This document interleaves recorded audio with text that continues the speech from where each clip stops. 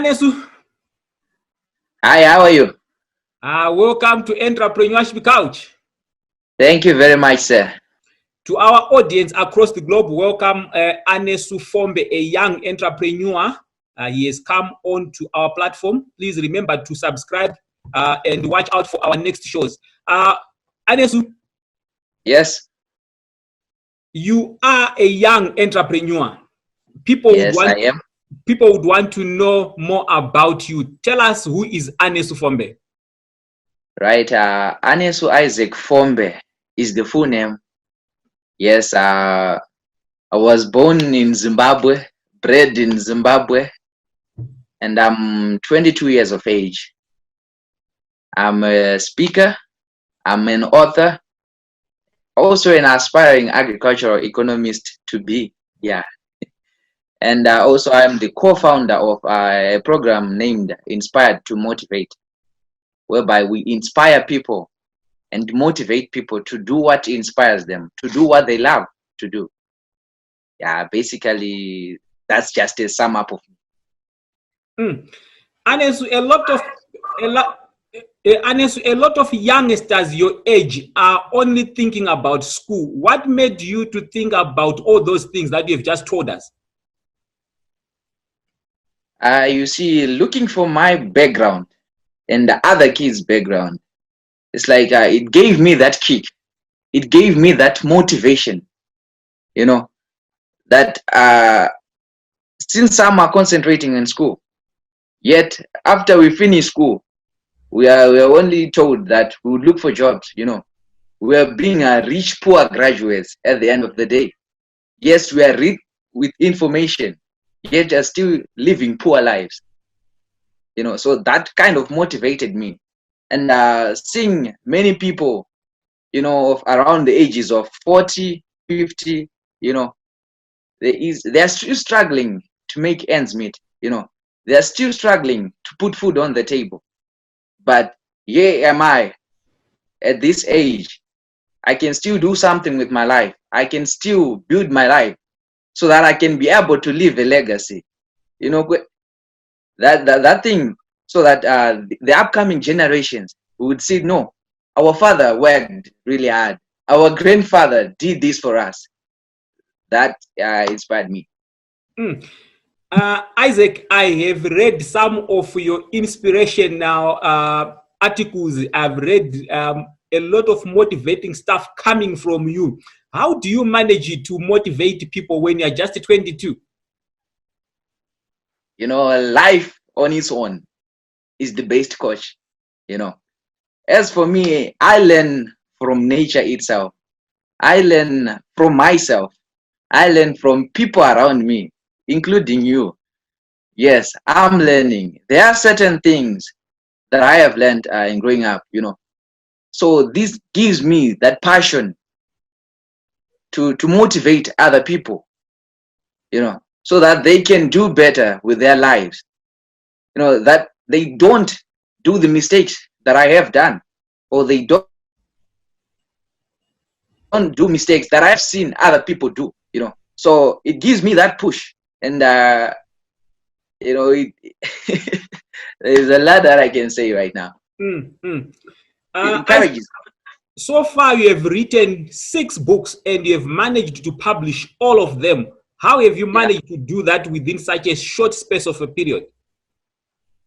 You know, here in Zimbabwe, seeing people of my age and some even younger than I am, you know, making headlines and the history on newspapers and televisions, it actually inspired me. And it made me believe that if they can do it, then why can't I also do it? So writing all these 6 books, it was just a way of motivating other people that they can do this or they can even do greater than what I have done, or they can even do what greater than what I've achieved. So it was just showcasing, that if I can write 6 books at my age, what about at your age? You don't have an excuse for that. So when you are writing your books, how long does it take you to write one book, and what comes through your mind? When I wrote my books, some it took me 3 weeks, some it took me 2 years. I write when the inspiration comes. It is from being inspired by something else that will push me to write something. If I'm not inspired, then I cannot write anything. Because if I'm not inspired, how can it inspire you when I myself am not inspired? So it has to inspire me first so that I can inspire you, you see. You are a young entrepreneur. Why and how did you get into entrepreneurship at your age? Entrepreneurship actually has no age. It all depends with your mindset. What is it that you think in your mind right now that makes you the person you want to be, that makes you the entrepreneur? You see, you can be 70, but without that mindset of being an entrepreneur, you can never be an entrepreneur. But growing up, you see, I have met with people, I have traveled and met rich people who are entrepreneurs. Some, they will tell you, no, I've reached this stage where I am when I was 45, and now he's old enough to be a grandfather of 20, right? So what is it that inspired him? What was his mindset like? You see, so that is why I took entrepreneurship at a younger age. So that when I grow up, I'll be able to leave a legacy. Isaac, you are a motivator, you are a mentor and a coach, and you have written books. Yeah. A lot of youngsters and aspiring entrepreneurs would tell you that whilst they've always wanted to start and run businesses, they've struggled with seed capital. In your case, where have you been getting the money to publish your books? I can say that until you discover that you are your number one capital, until you discover it, that you are your number one capital, then you are not going anywhere. You are your own capital. As in my case, no one believed in me, right? I had no support, even from my friends or my parents. Yes, financially, they couldn't support me because they didn't believe in what I had to offer. So now, having thought that I was my number one capital, I had to work something out. I had to push myself to do something that will make people believe. When you have done something, that's when people would believe you. If you haven't done anything, they won't believe you. So as for my case, I had to do, some extra chores. I was given a job to buy, airtime. Then using that dollar, I bought data and downloaded an application and started designing posters, that I started upgrading my skills. So through upgrading my skills, designing posters for people and charging them, that's where I grew my money. And that money, I invested in somewhere else. And it kept on multiplying until I had the money. My publishers were demanding $500 to publish my first book. That was Zim dollars, equivalent to something around $35. And I couldn't get that. But I worked so hard to get that money. And when I got it, the happiness, that's when I achieved the first thing. So when I achieved my first book, from the sales of that first book, that's when I generated money to publish all these other 6 books. Yeah, that's all I can say about how I found money. But you are your number one capital. You are your greatest supporter. Anesu, A lot of people who are your age are focusing on school. How do you balance having to still deal with your academic studies as well as writing your books and doing the motivation and mentorship programs? Now there is a thing that we call discipline. You know, if you are disciplined enough, you are able to manage your time. It's all about time. What you prioritize the most. Yes, we all have 24 hours a day, right? Now it depends on how much time do you spend sleeping? How much time do you spend doing all other things? As for me, I would actually take an hour or two just to write a book per day, right? I would take also an hour or two to read my school stuff, an hour or two to my business, right? It is say that an average human being, if an average human being is to live for 75 years, right? They would spend 25 years sleeping, Okay. right? Then the other 25, maybe they'll be doing schooling or working, right? Then there is a remainder of another 25 years. What is it that you'll be doing the remaining 25 years? That is what differentiates most people, those 25 years.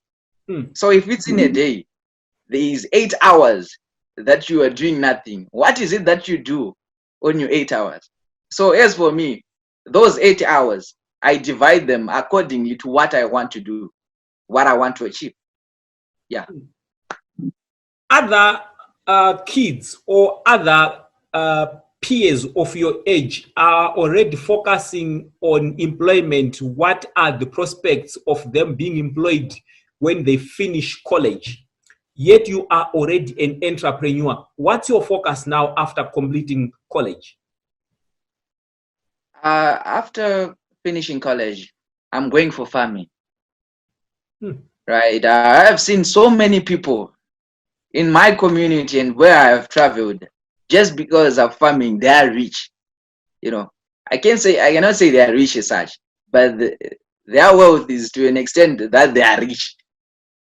Right. So it is because of farming right now. Right now, as we look at the current situation, everyone is locked down, right? There is one greater thing that everyone is crying for. That is food. Everyone will always want food, no matter what.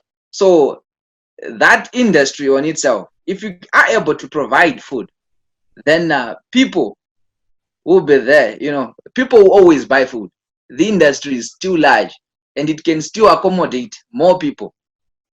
Like with the advancement of technologies, right? You can be able to employ even more people. Right now, most people are unemployed because they're waiting for jobs to come, right? They put pride in their certificates. If you give them a farming job, what do? I'm an engineer or I'm a doctor. Why should I do something to do with farming? Right? They put the pride in their certificates. But in other instances, it is not about the certificate, right? It is about putting food on the table. Will your certificate put food for you on the table? Then if it can't, look for other means. Look for another plan, be it a plan set. Right, yeah. Speaking about that, Isaac, a lot of people of late have criticized our education system, saying it only makes people to focus on employment. It doesn't necessarily empower people. What's your comment? Yeah, I can agree with that, because it teaches you how to do someone's work, right? Even if you were doing accounting at A level or so, you are taught how to manage someone's money, not your own money. That they teach you how to work for someone, not how to work for yourself. Yes, in college we were given the entrepreneurship course, but very few are able to understand it, and very few will pursue it. It has got its own challenges that some of us cannot, cannot endure, cannot even try. You just believe that there are some people who are made for that. They don't even believe in themselves. So yes, right now, as you can see, many are unemployed. As I have said, that we are breeding rich poor graduates out there. Yes, they are rich with information, but yet are still living poor. Why? Because of that ideology that the government is to provide jobs for us. But if you want change, you have to be the change that you seek. You have to change yourself, not to wait for someone to change you. Be able to change yourself. Right? Yeah. Isaac, you have talked about getting into farming after college. Now, I've talked to a number of people who have always said, whilst they would want to get into business, but there are no opportunities. Do you think they are right? Do you think there are opportunities out there for somebody to get into business? My question would be, who is going to make those opportunities for you? Create your door for yourself. You know, if you wait for other people to create doors for you, those doors won't be opened. You have to create a door for yourself, and then you have to open it and enter it yourself. No one is going to come and open a door for you. No, there is a door. Go through it. There is your money. There is your life. You have to create your own life. You have to build your own life, right? Right. Anesu, any lessons or challenges that you may want to share with us that you have experienced during your journey? All right. Maybe I'll begin with the challenges. At first, when I started writing, there was no support, right? Even from my parents, as I have said before, right? But what I learned was that no one can stop you from achieving what you want, right? Yes, they cannot support you, but they will soon support you after you have done something great. And if that lack of support should not stop you from doing what you want to achieve, right? From doing what you want to do, you have to believe in yourself. You have to believe in yourself as if you were a religion. You know, everyone talks of religion these days, and they believe that their God will do miracles. So you have to believe in yourself. You are your own God. You have to do your own miracles for those things to happen. What I also learned was that you have to network. You have to network yourself. You never know. These days, we are talking of social capital. You never know what that person that you're meeting today will do for you. Maybe that's where we can say those opportunities can now be created because of the people who are circles, because of the people who are within your networks, right? Also, you have to upgrade yourself. You have to upgrade yourself. You have to keep learning new skills each and every day. You never know when they will be useful, but you just have to learn. Yeah. Anesu, you have talked about getting into farming. You are an author. You have written books. You still continue writing books. You are also a mentor. You are going to college. Where do you see yourself in the next 5 to 10 years? Probably I'll be seeing myself as one of the most influential people in Africa, and I can say the world at large. You know, just like our own Zimbabwean billionaire, Dr. Strive Masiwa. Yes, I know that right now as I'm growing, I'm inspiring so many people at my stage. Yes, some would say, how did you manage to achieve it, right? But it's all about inspiration. It's all about your passion. If you truly need to do something, then you can achieve it. Whatever you put your mind up to, you can do that thing. And I know that in the next 5 years, you'll be paying even to talk to me right now. Interesting. Anesu, there has been a raging debate. It's still ongoing. From your own understanding, are entrepreneurs born or they are made?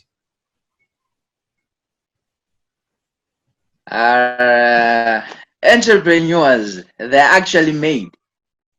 Right? Yes, being born is just a matter of genetics. Like if your great grandfather was a farmer, you know that line would also be what? Would be also farmers.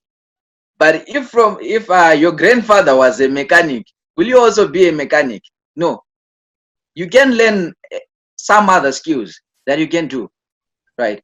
You can be something else that you wanna be. That's why I say that whatever you put your mind to, you can do it. And entrepreneurs are known for being creative people, and creative people use their minds a lot. So whatsoever they put in their mind to do, they can achieve it. Yeah, that's me. That's all I can say.